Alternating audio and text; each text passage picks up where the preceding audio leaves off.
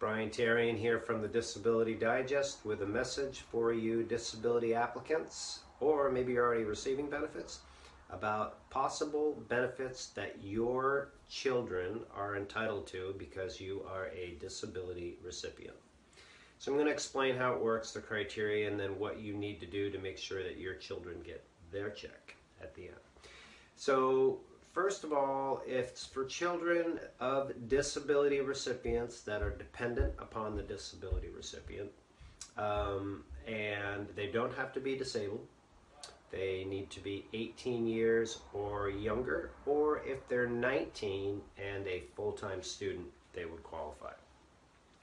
So once you get approved for disability, they would also be eligible for a check.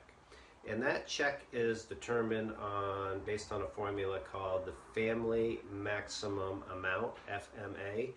And how Social Security figures it out is if you take your check amount, I'll use an example of $1,500 as your check amount.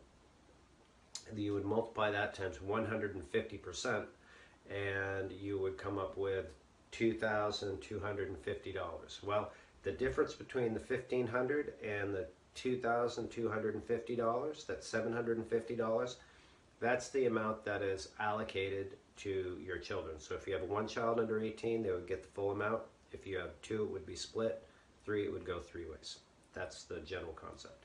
So it doesn't exceed the 150 amount. So few criteria with that. They would have their own bank account. It would be set up. You would be, like the Representative Payee and be able to manage it. But the funds go into an account that's allocated for them.